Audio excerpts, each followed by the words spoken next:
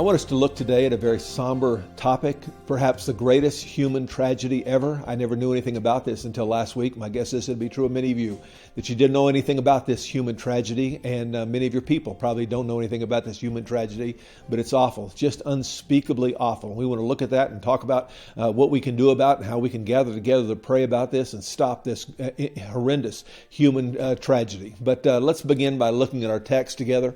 Exodus 1, verses 16 and 17. When you are helping the Hebrew women during childbirth on the delivery stool, if you see the baby is a boy, kill him.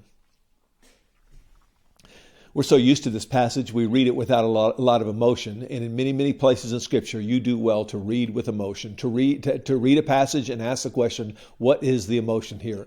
And I want you to think soberly about this. This would have been within a population of millions of people, thousands and thousands, tens of thousands of baby boys who have been killed. If you see that the baby is a boy, kill him. But if it is a girl, let her live. The midwives, however, feared God and did not do what the king of Egypt had told them to do. They let the boys live.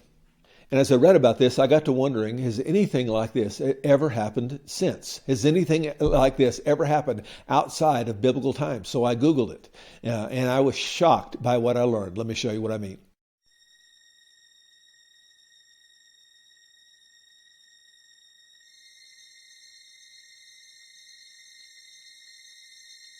The hospital on this street hit the news in 2006 when the remains of over 50 female fetuses were found in a well in its backyard.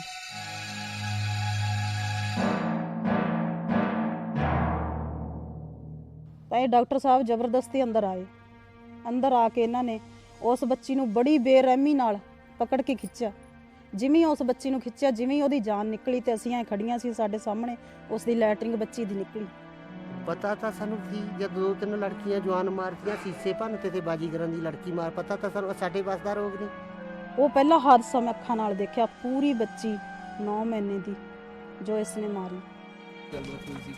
ਇੱਥੇ ਕੁਝ ਨਹੀਂ ਹੋਇਆ ਭਾਈ, ਸਖਤ ਤੋਂ ਸਖਤ ਸਜ਼ਾ ਮਿਲਣੀ ਚਾਹੀਦੀ ਹੈ। ਜਿਵੇਂ ਇਹਨੇ ਇੰਨੀਆਂ ਭਰੂਣਾਂ ਮਾਰੀਆਂ, 32 ਭਰੂਣਾਂ ਇਸ ਚੋਂ ਨਿਕਲੀਆਂ, 128 ਭਰੂਣਾਂ ਉਸ ਚੋਂ ਨਿਕਲੀਆਂ ਤੇ 9 ਖੂਹੀਆਂ ਇਹ ਆਪਣੇ ਮੂੰਹ ਨਾਲ ਮੰਨਦਾ ਰਿਹਾ। ਮੇਰੇ ਕੋਲ ਇਸ ਤਰ੍ਹਾਂ ਗੱਲਾਂ ਕਰਨ ਬੈਠ ਜਾਂਦਾ, 9 ਖੂਹੀਆਂ ਮੰਨਦਾ ਰਿਹਾ ਕਿ ਮੈਂ 9 ਖੂਹੀਆਂ ਭਰ ਚੁੱਕਿਆ, ਮੇਰਾ ਕਿਸੇ ਨੇ ਕੁਝ ਵੀ ਨਹੀਂ ਵਿਗਾੜਿਆ। ਜਿਹੜੇ ਕਰਮਚਾਰੀ ਨੇ SDM ਵੀ ਨਾਲ ਸੀ, DSP ਵੀ ਨਾਲ ਸੀ, ਮਤਲਬ ਉਸ ਸਮੇਂ ਇਹ ਗੱਲ ਨੂੰ ਪੂਰਾ ਨਹੀਂ ਲਿਆ ਗਿਆ ਸਹੀ ਤਰੀਕੇ ਨਾਲ। ਇਸ ਕਰਕੇ ਫਿਰ ਆਪਾਂ ਵੀ ਇਹਦੇ ਬਰਾਬਰ ਦੇ ਹੱਕਦਾਰ ਹਾਂ, ਮਤਲਬ ਜੈਂਟਸ ਵੀ ਇਹਦੇ ਬਰਾਬਰ ਦੇ ਗੁਨਾਹਗਾਰ ਨੇ ਜਿਹੜੇ ਲੇਡੀਜ਼ ਨੂੰ ਭੇਜਦੇ ਸੀ। Imagine that every single woman in the United States were just gone. There's 150 million women in the United States. Certainly someone would be doing something about it, yet no one is doing anything about this problem. We were looking for this NGO and we were lost. So we pulled over to the side of the road and we asked this man where the NGO was. And he said, oh, it's very, very easy. What you do is you continue a kilometer down the road and there's going to be a fork in the road. You're going to go left at the fork in the road where there's a large rock that splits the road. You're going to keep going past the village where they kill their daughters, go for another 2 kilometers. I had to at this point say, wait a minute, what did you just say? And he said, oh yeah, you go past the village where they kill their daughters and keep going. This isn't a village of 10 people or of 100 people. This is a village of thousands, and there are no girls under the age of 10. If you add up all the deaths from every civil conflict, genocide of the 20th century, they don't add up to 150 million. The shortage of women arises through 3 primary channels: sex-selective abortion, excess female mortality, and the most extreme version, infanticide. Being born a girl is the number 1 cause of death.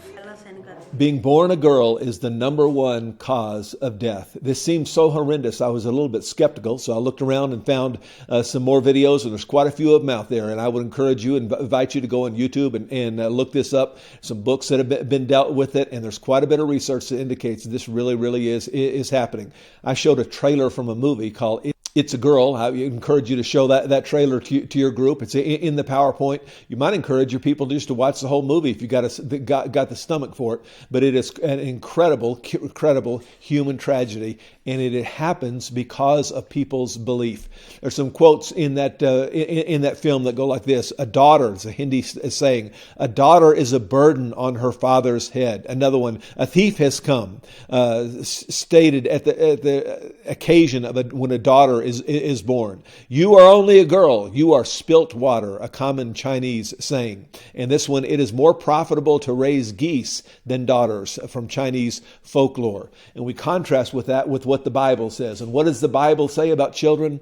Children are a heritage from the Lord, offspring a reward from him. Like arrows in the hands of a warrior are the children born in one's youth. Blessed is a man whose quiver is full of them. And we think about the life of Jesus when it's told about him. Then the people brought the little children to Jesus for him to place his hands on them and pray for them. But the disciples rebuked him. But Jesus said, let the little children come to me, and do not hinder them, for the kingdom of heaven belongs to such as these. And one of the marks of the Christian faith is that we value children. Born and unborn, we value children. But back in the day, we read, if you see that the baby is a boy, kill him. But if it is a girl, let him live. Going on to verse 22, then Pharaoh gave this order to all the people. Every Hebrew boy that is born you must throw into the Nile, but let the girl live. Now a man of the tribe of Levi married a Levite woman. This is Moses' parents, of course. And she became pregnant and gave birth to a son. And I would encourage you to just pause there and think, what's the emotion there? What's she feeling? What's going to happen to this little boy? Then she saw that when she saw that it was a fine child, and who doesn't think that their child is a fine child? When she saw that he was a fine child, she hid him for 3 months. But when she could hide him no longer, she just gave up, thinking, what can I do? What can I do? Is that what the text says? Well, actually, it's not what the text says. And one of the things that you would do, follow my example, I would encourage you is to misread the text to your people and see if they can catch you. This is what the text actually says. But when she could hide him no longer, she got a papyrus basket for him. She coated it with tar and pitch. Then she placed the child and put it among the reeds along the bank of the Nile. And notice, draw your attention to that word, among the reeds. Chuck Swindoll's got a great book on the life of Moses, and he pointed this out to me, that we tend to think of this like this picture here, where the little baby Moses is just floating along down the aisle. In fact, I found one picture. I couldn't find this. I saw it and then was not able to find it again. But there's one picture I saw where there's little alligators. It's kind of a cartoon, but the alligators out there, and little Moses was in danger. But notice it said that she put him among the reeds. So this is probably a better picture where he's kind of stuck in this little place. And the big idea is she's doing what she can. His sister, Moses' sister, stood at a distance. I draw your attention to this little phrase right here, to see what would happen to him. Did she know what would happen to him? Did she know? No, she didn't. She didn't know what would happen to him, but she did what she could and prayed and hoped and prayed that God would bless, to see what would happen to him. Then Pharaoh's daughter went down to the Nile to bathe, and her attendants were walking along the riverbank. She saw the basket among the reeds and sent her female slaves to get it. A couple of translations of one of my favorite verses. Ecclesiastes 11:6 says, keep on sowing your seed. You never know which will grow. Perhaps they all will. And this is the picture of this sister of Moses, that she didn't know what was going to happen. She didn't know if this was going to work out. We know the rest of the story, but she didn't know the rest of the story. And she put little Moses in the reeds there, and she kind of hoped for the best. More straightforward translation, sow your seed in the morning, and at evening let your hands not be idle. For you do not know which will succeed, whether this or that, or whether both will do equally well. And when you are faced with human tragedy, when you are exposed to bad news, when you are exposed to a tragedy in this world, the big idea that I want you to see from this passage is we need to do something. We need to pray. It doesn't say that she prayed. It doesn't say that Moses' parents prayed, but I believe they did pray. Can't imagine that they didn't pray. They pray and they did something. And it is an example to us of what we are to do. When we see need in this world, we are to see that need and we are to pray about that need and we are to do something. And if we don't know what's going to come of it, we do something anyway. This classic story I may have told you before about a little boy on a beach, and there's thousands and thousands of thousands, tens of thousands of little starfish on that beach. And he picks up a starfish and he throws it in the ocean. He picks up a starfish and throws it in the ocean. He picks up a starfish and throws it in the ocean. And after a while, a man comes by and he sees that beach with thousands and thousands and thousands of starfish, and he turns to that little boy and he says, what in the world are you doing? Do you think that you're making any difference? Do you think that you are going to make any difference for these starfish? Look down that beach. There's thousands and thousands and thousands of starfish. The little boy reached down and picked up another starfish and he threw it in the ocean. And he said, I made a difference for that one. And it is a picture of what we can do. We cannot solve every problem in the world. You cannot do anything except pray. You may not can do anything except pray about this situation of little girls being killed in China. But you can pray. You can join me in praying that God would raise up missionaries. You see, the solution is our thinking. The solution is Jesus. The solution is the gospel. The solution is that the gospel would spread. As the good news is, it is spreading in many places around China. And it is spreading so rapidly that we can realistically pray, hopefully pray, that God will bring a day when the mindset of this people will change, and they will see the biblical value that God places on children. I contrast this story with the attitude of the man from this video you'll enjoy.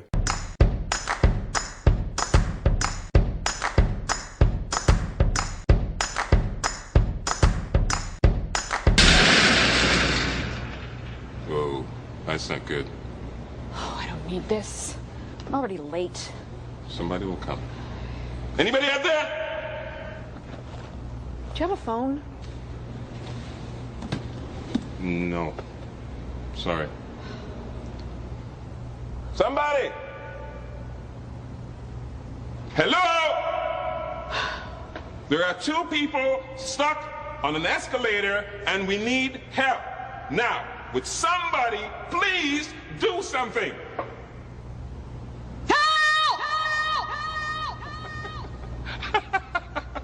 I don't believe this. You gotta be kidding me. I'm gonna cry. Well, there's not enough left to do, is it?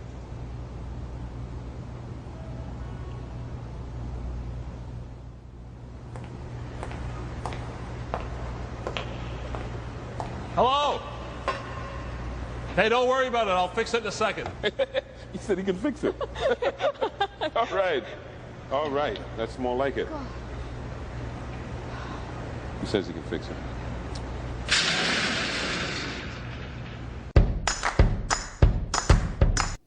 Well, a lot of us tend to be that way. We just standing there on the elevator hoping that somebody else will do something. And God would lead you to do something. Just as Moses' sister said, I'm going to do what I can. I'm not sure how this is going to work out, but I'm going to do something. I'm going to pray and I'm going to do something. And that's what I want you to do, and that's what I want your people to do. I want you to pray and I want you to do something. I want you to pray and I want you to do something. You might find yourself saying, well, what if I fail? What if it didn't work out? And the truth is, you may fail. And when you fail, you pick yourself up again, you move on. One of my favorite verses, again, I got a lot of favorite verses. Have you noticed? One of my favorite verses, Proverbs 24:16. Though the righteous fall 7 times. You going to fall? Yeah, you are. Though the righteous fall 7 times, they rise again. But the wicked stumble when calamity strikes. And we want to be people who try and fail and try and fail and try and fail and keep doing stuff and do something about the tragedies that are in this world. I got another little video. I didn't have time to show this one, but you're probably familiar with this. Just show you a few little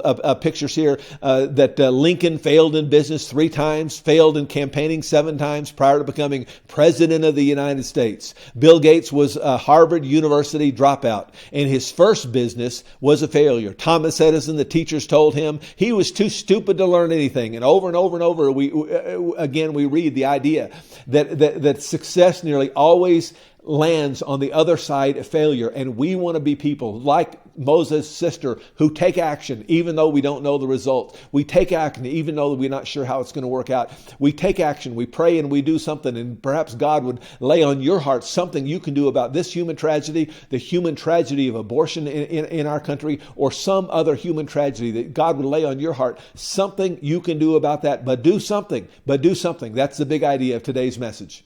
Back to our text, verse 6, she opened it and saw the baby. He was crying and she felt sorry for him. This is one of the Hebrew babies, she said. Then his sister, Moses' sister, asked Pharaoh's daughter, innocently enough, shall I go and get one of the Hebrew women to nurse the baby for you?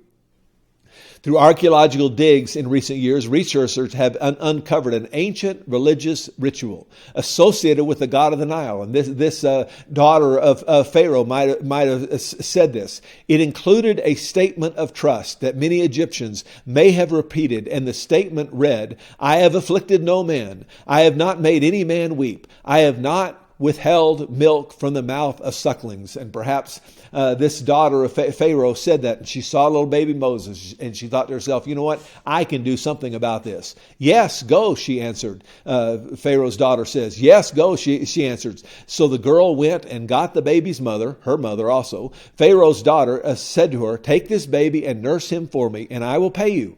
So the woman took the baby and nursed him. I love this statement by Edward Hale. "I am only one, but I am still one. I cannot do everything, but still I can do something.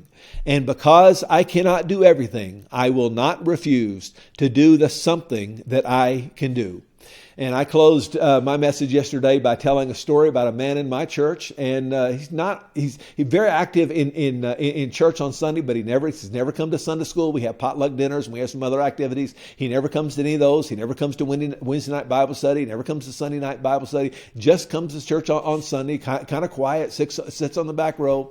And if you didn't know him very well, you'd think, well, he's not really all that active a church member. And I got to visiting in a hospital of a friend of his, and this wife said about him about a month ago, when I stated this story publicly to my people, I said, we do not know what we would do without David Henderson. We do not know what he has made such a difference in our life. He cares for us, and he comes by and he checks on us and keeps up with us. And if you've got somebody in your group that's like that, you want to say, here is an example. Here is someone who can't do everything, but because they can't do everything, they don't let that keep them from doing something. And all of you can do something. And here's someone who's doing something, and so is doing something, and so does disaster relief, and all of you can do something.